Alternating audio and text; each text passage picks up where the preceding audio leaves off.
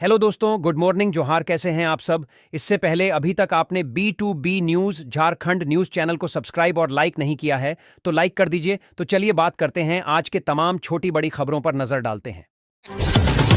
झारखंड के मुख्यमंत्री हेमंत सोरेन अपने पिता शिबू सोरेन को लेकर दिल्ली गए हैं। जानकारी के अनुसार हेल्थ चेकअप के लिए शिबू सोरेन को विशेष विमान से दिल्ली ले जाया गया है। उनकी वापसी की तारीख अभी तय नहीं है। हेल्थ चेकअप की प्रक्रिया पूरी होने के बाद उनकी वापसी होगी। बताया जा रहा है कि शिबू सोरेन को सांस लेने में तकलीफ की शिकायत के बाद रांची के मेदांता अस्पताल में भर्ती कराया गया। डॉक्टरों की सलाह पर उन्हें एयर एम्बुलेंस से दिल्ली भेजा गया। डॉक्टर लगातार दिशोम गुरु शिबू सोरेन के स्वास्थ्य पर नजर रखे हुए हैं। साल 2023 में राष्ट्रपति द्रौपदी मुर्मू के रात्रि भोज में शामिल होने के लिए सीएम हेमंत सोरेन के साथ ही उनके पिता शिबू सोरेन दिल्ली गए थे। इस दौरान शिबू सोरेन की तबीयत बिगड़ गई थी। इसके बाद उन्हें तत्काल सर गंगाराम हॉस्पिटल ले जाया गया। इस दौरान हेमंत सोरेन भी उनके साथ थे। डॉक्टरों ने सलाह दी थी कि अगले 2 दिन तक शिबू सोरेन को गहन निगरानी में रखा जाएगा। छत्तीसगढ़ के अंबिकापुर से यात्रियों को लेकर बिहार के आरा जा रही स्लीपर यात्री बस CG-15E2186 सोमवार अहले सुबह हरिहरगंज में पलट गई। इसमें 2 दर्जन यात्री जख्मी हो गए। आधा दर्जन की हालत गंभीर है। हरिहरगंज के सामुदायिक स्वास्थ्य केंद्र में सभी का प्रारंभिक इलाज किया गया। इनमें से 6 यात्रियों को बेहतर इलाज के लिए रेफर कर दिया गया है। किसी का पैर तो किसी का हाथ टूट गया है। किसी के सिर में गंभीर चोट आई है। जख्मी ज्यादातर यात्री बिहार के रहने वाले हैं।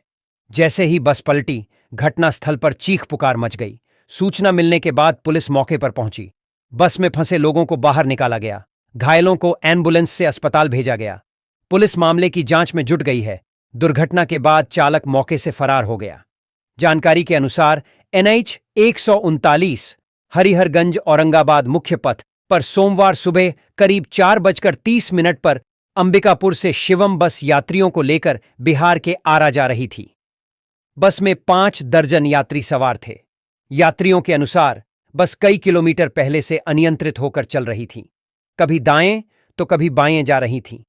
ऐसा लग रहा था कि चालक नींद में गाड़ी चला रहा है। जैसे ही बस हरिहरगंज के सुल्तानी गांव में शिवालया कंस्ट्रक्शन कंपनी के कैंप के सामने पहुंची, अचानक डिवाइडर पर चढ़कर पलट गई। कुछ यात्री स्लीपर सीट पर सो रहे थे। बस के पलटते ही यात्रियों में चीख पुकार मच गई। कंस्ट्रक्शन कंपनी के कर्मी और स्थानीय लोगों ने जख्मी यात्रियों को बस से बाहर निकाला। तुरंत 108 और कंस्ट्रक्शन कंपनी की एम्बुलेंस से इलाज के लिए यात्रियों को सामुदायिक स्वास्थ्य केंद्र हरिहरगंज भेजा। यहां इलाज के क्रम में आधा दर्जन यात्री गंभीर रूप से जख्मी पाए गए। 6 की हालत गंभीर थी। सभी को रेफर कर दिया गया। इतने यात्री हुए घायल। शिकारहोरा की रमावती देवी, पति धनंजय साव, आरा जिला रसरपुर के पंकज कुमार सिंह पिता केशव सिंह, आरा जिला पर्वतपुर की कंचन देवी पति अमन साव, आरा जिला बरती खाप की सुमित्रा देवी पति विजय साव, आरा जिला हसन बाजार के प्रेम कुमार पिता भरत कुमार गुप्ता, आरा जिला भरत कुमार गुप्ता पिता सोनूलाल साव, आरा जिला बिसैनी कला रोहतास की तैमून निशा बचरीपिरो के गणेश कुमार पिता इंद्रमणि राम सहरार, बिक्रमगंज भोजपुर की कमलावती देवी पति गणेश साव।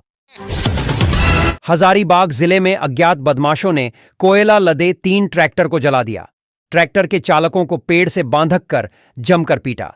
घटना हजारीबाग के चरही थाना क्षेत्र के बसअभोनवा जंगल के चिलैया टांड जंगल में हुई। रविवार की रात करीब 11 बजे नकाबपोश अपराधियों ने इस घटना को अंजाम दिया। ट्रैक्टरों पर अवैध कोयला लदे थे। जानकार सूत्रों ने बताया कि CCL से चोरी का कोयला ट्रैक्टरों में भरकर ले जाया जा रहा था। 2 गुटों की आपसी रंजिश की वजह से घटना को अंजाम दिया गया है। अपराधियों ने देशी कट्टा से दहशत फैलाने के उद्देश्य से जंगल में फायरिंग भी की। ट्रैक्टरों को जलाने, ड्राइवरों को पीटने और फायरिंग करने के बाद सभी बदमाश घने जंगल की ओर भाग गए। घटना की सूचना मिलते ही हजारीबाग के पुलिस अधीक्षक अरविंद कुमार सिंह, SDPO बैजनाथ प्रसाद और छरही के थाना प्रभारी गौतम कुमार और CRPF के जवान घटनास्थल पर पहुंचे। रात भर पुलिस ने जंगलों में छानबीन की, अपराधियों की तलाश की, लेकिन कोई नहीं मिला। पुलिस सोमवार सुबह से ही अलग अलग टीम बनाकर जंगलों में अपराधियों की छानबीन कर रही है। इस संबंध में पुलिस के अधिकारी कुछ भी बोलने से बच रहे हैं। लोगों का कहना है कि क्षेत्र में कोयले की तस्करी जोरों पर है। जलाए गए ट्रैक्टर किसके हैं और कोयला कहां ले जाया जा रहा था, इस बारे में न तो पुलिस कुछ कहने को तैयार है, न ही ग्रामीण मुंह खोल रहे हैं। इस संबंध में विष्णुगढ़ एसडीपीओ बैजनाथ प्रसाद से पूछे जाने पर उन्होंने बताया कि घटना से जुड़े लोगों को पुलिस पकड़कर पूछताछ कर रही है। जल्द ही मामले का खुलासा कर दिया जाएगा। प्रयागराज में लगे महाकुंभ में स्नान करने के बाद रांची लौट रही श्रद्धालुओं से भरी एक कार हजारीबाग जिले में दुर्घटनाग्रस्त हो गई। कार में सवार 3 महिला श्रद्धालुओं की मौत हो गई और 7 अन्य घायल हो गए। दुर्घटना हजारीबाग के चरही थाना क्षेत्र में बिरसा फुटबॉल मैदान के पास हुई। पुलिस ने तीनों शवों को पोस्टमार्टम के लिए भेज दिया। सभी 7 घायलों को इलाज के लिए अस्पताल में भर्ती कराया। मृत 3 महिलाओं में 2 रांची और 1 गुमला जिले की रहने वाली हैं। 7 घायल महिलाओं में 6 रांची की और 1 लोहरदगा जिले की है। भीषण दुर्घटना सोमवार 10 फरवरी 2025 को सुबह 6:30 पर चरही में हुई। प्रयागराज से रांची लौट रही कार ने राष्ट्रीय राजमार्ग NH 43 पर बिरसा फुटबॉल मैदान के पास खड़े 2 ट्रकों में टक्कर मार दी। एक ट्रक का नंबर JH01BZ 9170 और दूसरे का JH05BC7191 है। कार में सवार सभी श्रद्धालु ITI हेहल के रहने वाले हैं। इन लोगों की हो गई मौत। संजू देवी, सोनिया देवी, आशा देवी। प्रत्यक्षदर्शियों ने बताया कि टाटा सुमो गोल्ड कार में ड्राइवर के अलावा 10 महिला श्रद्धालु सवार थीं। महाकुंभ स्नान करके सभी रांची लौट रही थीं। इसी दौरान रास्ते में कार दुर्घटनाग्रस्त हो गई। कार में सवार 3 महिलाओं की मौके पर ही मौत हो गई। 7 अन्य महिलाएं घायल हो गईं। दुर्घटना की जानकारी मिलते ही छरही थाने की पुलिस घटनास्थल पर पहुंची। ये 7 महिला श्रद्धालु हुई हैं। घायल कांति देवी, असिता देवी, पुनीता देवी, गुड़िया देवी, उमा देवी, रंजू देवी, ज्योतिकांत। पुलिस ने सभी मृतकों के शवों को अपने कब्जे में लेकर पोस्टमार्टम के लिए भेज दिया। घायलों को बेहतर इलाज के लिए हजारीबाग सदर अस्पताल भेज दिया गया। मृतकों की पहचान संजू देवी, पति जितेंद्र गोपी, कांके के सोसो की रहने वाली सोनिया देवी और गुमला की रहने वाली आशा देवी के रूप में हुई है। घायलों के नाम कांति देवी पति कामेश्वर गोप, रांची, असिता देवी पति रामेश्वर गोप, सेवाड़ी, मांडर, रांची, पुनीता देवी पति आशुतोष गोप, बुंडू, रांची, गुड़िया देवी पति राजेंद्र गोप, पंडरिया, भंडरा थाना, लोहरदगा, उमा देवी पति स्वर्गीय रामेश्वर मिश्रा, बजरा, रांची, रंजू देवी पति शैलेंद्र कुमार पाठक, रांची, बजरा और ज्योतिकांत पति उमाकांत, केरली पब्लिक स्कूल, बजरा, रांची हैं। झारखंड में अब तापमान चढ़ना शुरू होगा। मौसम विभाग ने इसकी भविष्यवाणी की है।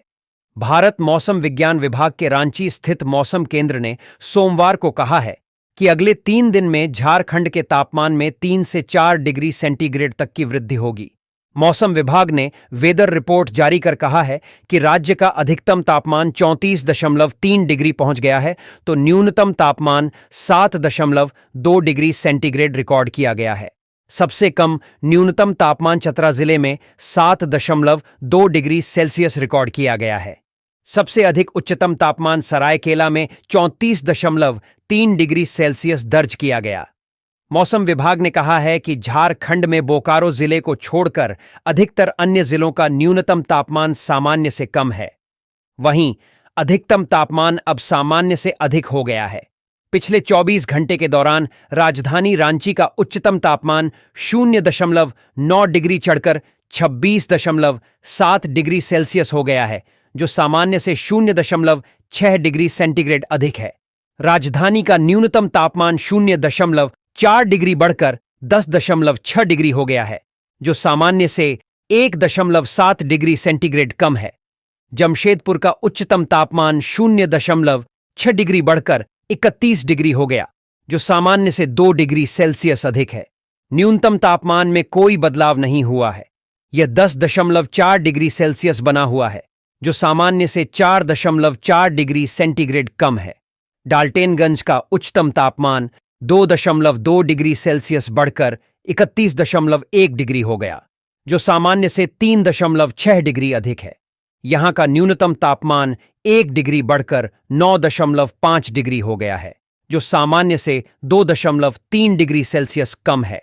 बोकारो के उच्चतम तापमान में 2.1 डिग्री की वृद्धि हुई है और यह आज 302 डिग्री सेंटीग्रेड हो गया, जो सामान्य से 5.6 डिग्री अधिक है। बोकारो का न्यूनतम तापमान 0.4 डिग्री बढ़कर आज 9.5 डिग्री सेंटीग्रेड हो गया, जो सामान्य से 0.4 डिग्री अधिक है। मैया सम्मान योजना के फर्जी लाभुकों के बैंक खातों को होल्ड कर दिया गया है। उनके बैंक खातों से वसूली की प्रक्रिया शुरू की जाएगी। फर्जी लाभुक बैंक खाते से किसी भी प्रकार का लेन देन नहीं कर पाएंगे। पलामू में मैया सम्मान योजना के भौतिक सत्यापन के दौरान 584 फर्जी लाभुक पकड़े गए थे। सभी लाभुकों के खिलाफ नोटिस जारी किया जा रहा है और वसूली की प्रक्रिया शुरू की जा रही है। पूरे पलामू में मैया सम्मान योजना के लाभुकों का भौतिक सत्यापन किया जा रहा है। 21 प्रखंडों में 4 प्रखंड के भौतिक सत्यापन की रिपोर्ट सामने आई है, जिसमें 584 फर्जी लाभुक पकड़े गए हैं। सरकार मैया सम्मान योजना के फर्जी लाभुकों के बैंक खातों से राशि वसूल करेगी। फर्जी लाभुकों के बैंक खातों में होल्ड लगाया गया है। पूरे मामले में विभाग पत्र लिखने के बाद बैंक लाभुकों के खाते से राशि को काट लेगी और उसका एक चेक तैयार कर विभाग को वापस करेगी। लाभुकों को मैया सम्मान योजना के बराबर अपने बैंक खातों में रुपए जमा करने होंगे। मैया सम्मान योजना के लाभुकों के सत्यापन के लिए पलामू में स्पेशल कैंप लगाया जाएगा। यह कैंप जिला स्तर पर आयोजित होगा, जिसमें जिला खाद्य आपूर्ति विभाग के अलावा कई विभाग मौजूद रहेंगे। भौतिक सत्यापन के लिए सभी प्रखंडों में एक एक नोडल अधिकारी को तैनात किया जाएगा। नोडल अधिकारी सभी लाभुकों के दस्तावेज के भौतिक सत्यापन की समीक्षा करेंगे। प्रत्येक लाभुक की दस्तावेज की जांच होगी और उनका सत्यापन होगा।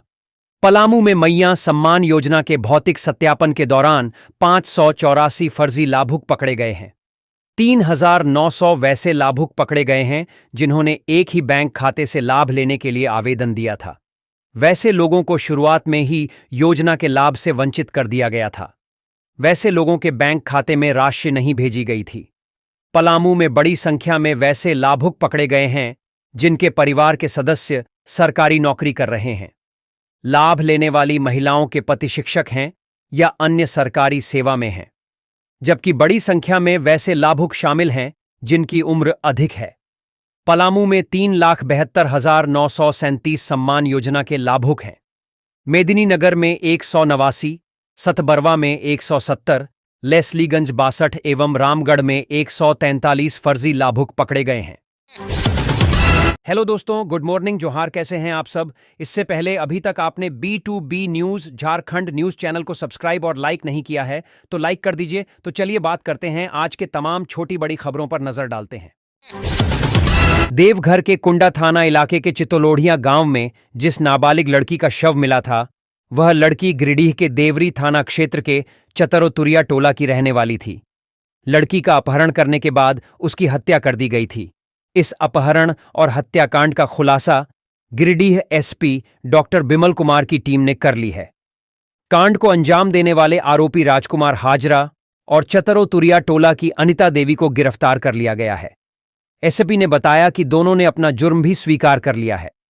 एसपी ने बताया कि तुरिया टोला की एक नाबालिग बच्ची के गायब होने की सूचना पर 31 जनवरी को देवरी थाना में कांड अंकित किया गया। इस बीच 3 फरवरी को यह जानकारी मिली कि देवघर जिले के कुंडा थाना क्षेत्र के चितोलोढ़िया में एक बच्ची की लाश मिली है। बाद में मृतका की पहचान तुरिया टोला की गायब नाबालिग से की गई। इस बीच मामले के उद्भेदन के लिए खोरी महुआ एसडीपीओ राजेंद्र प्रसाद के नेतृत्व में टीम का गठन किया गया। टीम ने साक्ष्य के आधार पर गुजरात के सूरत शहर में छापेमारी कर एक संदिग्ध को हिरासत में लेकर पूछताछ की। पूछताछ में संदिग्ध ने उक्त कांड में अपनी संलिप्तता स्वीकार कर ली। इधर गिरफ्तार अभियुक्त ने बताया कि इसी टोले की रहने वाली अनिता देवी के साथ मिलकर पहले नाबालिग का अपहरण किया गया। पुरानी रंजिश में अपहरण करने के बाद नाबालिग की गला दबाकर हत्या कर दी गई और शव को चितोलोढ़िया गांव के झाड़ी में फेंक दिया। पुलिस की पूछताछ में दोनों अभियुक्तों ने पुरानी रंजिश में बदला लेने की बात कही है। एसपी ने बताया कि गिरफ्तार अभियुक्त राजकुमार हाजरा के खिलाफ देवरी थाना में इस कांड के अलावा 6 कांड दर्ज हैं। गिरफ्तार अभियुक्तों के पास से घटना में इस्तेमाल किए गए मोटरसाइकिल और 2 मोबाइल फोन को जब्त किया गया है। दोनों गिरफ्तार अभियुक्तों को आज न्यायिक हिरासत में भेज दिया गया। गढ़ावा जिले की लाइफलाइन समझी जाने वाली 2 प्रमुख नदियां 2 दशक बाद अपने मूर्त रूप में आएंगी। गढ़वा शहर से होकर गुजरी 2 प्रमुख नदियां सरस्वती नदी एवं दानरो नदी फिर से अपने मूर्त रूप में आएंगी। वजह है नदियों में नगर परिषद क्षेत्र का कचरा फेंके जाने के कारण नदियों का अस्तित्व खतरे में पड़ना। इसे देखते हुए नगर परिषद के द्वारा नदियों की मिट्टी को निस्तारीकरण करने के बाद इसे मूर्त रूप में लाया जाएगा। निस्तारीकरण को लेकर नगर परिषद ने टेंडर प्रक्रिया को पूर्ण कर लिया है। अब इन नदियों के सभी कचड़े को रिसाइकल कर उससे कई प्रकार की बिल्डिंग मटेरियल, मिट्टी तथा खाद निकाला जाएगा। इसके लिए नगर परिषद के द्वारा 4 करोड़ का ठेका एक कंपनी को दिया गया है। गढ़वा शहर की दानरो और सरस्वती नदी करीब 25 वर्ष पहले इन नदियों में कल धाराएं बहती थीं। नदी में सालों भर पानी का बहाव तेज धार के साथ हुआ करता था, जिसकी आवाजें आसपास के घरों तक सुनाई पड़ती थीं। लेकिन जब से नदियों का अतिक्रमण होने के साथ साथ शहर का कचरा इन नदियों में फेंकना शुरू हुआ, तब से इन दोनों नदियों का अस्तित्व ही समाप्ति की कगार पर है। इन नदियों को अस्तित्व विहीन करने में कहीं न कहीं नगर परिषद की भी अहम भूमिका रही है, क्योंकि शहर के कचड़े को इन नदियों में ही डंप करने का काम नगर परिषद द्वारा किया गया है। नगर परिषद द्वारा पहल कर अब इन नदियों को फिर से अस्तित्व में लाने का प्रयास किया जा रहा है। इसके लिए नगर परिषद के द्वारा एक कंपनी को 4 करोड़ का ठेका दिया गया है, जो नदियों को फिर से अस्तित्व में लाएगी। यह मशीन ट्रामा मशीन के नाम से जानी जाती है, जो जर्मनी से आ रही है। इस मशीन से नदी में फैले कचड़े को सेग्रीगेशन कर उसका निस्तारण किया जाएगा। इस दौरान नदियों के कचड़े को मशीन द्वारा अलग कर उसे इस्तेमाल में लाया जाएगा, जिससे नगर परिषद के लिए वेस्ट मटेरियल आय का जरिया बनेगा। नगर परिषद के कार्यपालक पदाधिकारी ने कहा कि 2 से 3 दिनों के अंदर यह कार्य शुरू हो जाएगा और इसे खत्म करने में 6 माह लगेगा। उसके बाद नदियां अपने मूर्त रूप में आ जाएंगी। झारखंड में मैट्रिक और इंटर की कदाचार मुक्त परीक्षा कराने को लेकर जिला प्रशासन पूरी तरह से तैयार है। जिले में 11 फरवरी से मैट्रिक व इंटरमीडिएट की परीक्षा शुरू हो रही है, जो 3 मार्च तक चलेगी। मैट्रिक के 104 सेंटरों में 28,369 और इंटर के 89 सेंटरों पर 26,235 परीक्षार्थी सम्मिलित होंगे। परीक्षा से जुड़े जरूरी निर्देश को लेकर सभी सेंटर हेड के साथ सोमवार को न्यू टाउन हॉल में बैठक बुलाई गई। सभी सेंटरों पर सीसीटीवी कैमरा पूरी तरह से फंक्शनल है या नहीं, डीसी ने सभी सेंटर हेड को सुनिश्चित कर लेने का निर्देश दिया है। बैठक में उपायुक्त माधवी मिश्रा ने सभी सेंटर हेड को सुचारू रूप से परीक्षा के लिए कई निर्देश दिए हैं। साथ ही सेंटर पर पेयजल व्यवस्था सुनिश्चित रखने के भी निर्देश दिए हैं। डीसी की तरफ से पेट्रोलिंग मजिस्ट्रेट और स्टेटिक मजिस्ट्रेट को यह निर्देश दिया गया है कि समय पर प्रश्न पत्रों को सेंटर तक पहुंचाए। उपायुक्त ने यह भी निर्देश दिए हैं कि कोई भी कर्मी अनावश्यक छुट्टी के लिए आवेदन नहीं करे। उन्होंने बताया कि इसके लिए नोडल पदाधिकारी बनाए गए हैं। जिन्हें भी छुट्टी चाहिए होगी वे नोडल पदाधिकारी से मिलेंगे और फिर विचार किया जाएगा। आवश्यक लगेगा तभी छुट्टी मंजूर की जाएगी। केवल आवेदन देकर कोई भी छुट्टी पर नहीं जा सकेंगे। वहीं एसएसपी एचपी जनार्दनन ने पुलिस पदाधिकारियों को ब्रीफ करते हुए कहा कि परीक्षा केंद्र पर आधे घंटे पहले सभी को पहुंचने की जरूरत है। उन्होंने परीक्षा केंद्रों पर पूरी मुस्तैदी के साथ ड्यूटी करने का निर्देश दिया है। रांची के रिम्स अस्पताल को झारखंड की स्वास्थ्य व्यवस्था का लाइफ लाइन कहा जाता है, लेकिन जब संसाधन और मैन पावर की बात आती है तो यह शब्द वेंटिलेटर पर चला जाता है। संस्थान के पास पैसे की कमी नहीं है, फिर भी उपलब्धियों से ज्यादा कमियां यहां की सुर्खियां बनती हैं। इससे निपटने की जिम्मेदारी और जवाबदेही रिम्स के निदेशक डॉक्टर राजकुमार के कंधों पर है। उनके 1 साल का कार्यकाल 12 फरवरी को पूरा हो रहा है, लिहाजा यह समझना जरूरी है कि उन्होंने पिछले 365 दिनों में रिम्स के लिए क्या कुछ किया है। रिम्स के निदेशक डॉक्टर राजकुमार एक प्रसिद्ध न्यूरोसर्जन हैं। डॉक्टर राजकुमार एम्स ऋषिकेश के निदेशक भी रह चुके हैं। उनकी सबसे बड़ी उपलब्धि है बेड की संख्या में इजाफा। इनके ज्वाइन करने के वक्त रिम्स में 1600 बेड थे, जो अब बढ़कर 2200 हो चुके हैं। ईटीवी भारत के साथ बातचीत के दौरान उन्होंने बताया कि रिम्स में 25 ओटी हैं, लेकिन एनेस्थेसिया वर्क स्टेशन की मशीनें नहीं होने की वजह से ऑपरेशन नहीं हो पाते थे। उन्होंने 28 मशीनें खरीदवाईं। उनकी पहल पर अब तक 51 करोड़ के सामान खरीदे जा चुके हैं। अभी 161 करोड़ की खरीदारी की प्रक्रिया जारी है। एमआरआई मशीन का ऑर्डर दिया जा चुका है। रिम्स निदेशक डॉक्टर राजकुमार के मुताबिक फैकल्टीज की नियुक्ति की तैयारी पूरी कर ली गई है। चयन समिति के अध्यक्ष विकास आयुक्त से अनुमति मिलने के साथ ही साक्षात्कार और नियुक्ति की जाएगी। नर्सों के 144 पदों पर नियुक्ति के लिए झारखंड कर्मचारी चयन आयोग यानी जेएसएससी को अधियाचना भेजी गई है। जेएसएससी के माध्यम से 19 टेक्नीशियन की नियुक्ति कर ली गई है। उन्होंने बताया कि चतुर्थ श्रेणी के 28 पदों पर नियुक्ति पूरी हो गई है। चतुर्थ श्रेणी के अन्य पदों पर भी नियुक्ति पूरी कर ली जाएगी। निदेशक डॉक्टर राजकुमार का कहना है कि रिम्स के रीडेवलपमेंट प्लान को लेकर खुद मुख्यमंत्री हेमंत सोरेन गंभीर हैं। रिम्स के पुराने कैंपस और डीआईजी ग्राउंड को जोड़ने का प्लान है। पुराने कैंपस में जो भी क्षेत्र रखना है उसमें बाउंड्री देकर 3 गेट लगाए जा रहे हैं। रिम्स निदेशक ने बताया कि छोटी छोटी जरूरतों को पूरा करने के लिए लंबी कवायद होती थी। किसी मशीन में 1-2 लाख के पुर्जे खराब होने पर ऑन ऑपरेशन टल जाते थे। इसलिए अब विभागाध्यक्षों को डायरेक्ट छोटी जरूरतों के लिए अधिकृत कर दिया गया है। साथ ही सुबह 9 बजे से 5 बजे तक डॉक्टरों की उपस्थिति अनिवार्य कर दी गई है। डॉक्टर राजकुमार ने दावा किया है कि रिम्स में लगभग 80% दवाओं के साथ साथ सभी कंज्यूमेबल्स उपलब्ध हैं। जो दवाएं कम होती हैं उसे जन औषधि से खरीदी जाती है।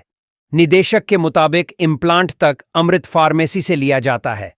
अस्पताल में जो दवा उपलब्ध नहीं है तो उसकी जगह एविडेंस बेस्ड दवाएं ही लिखने की हिदायत दी गई है। किसी मरीज के पास एविडेंस बेस्ड दवाओं की अतिरिक्त की पर्ची मिलने पर एथिकल कार्रवाई की जाएगी।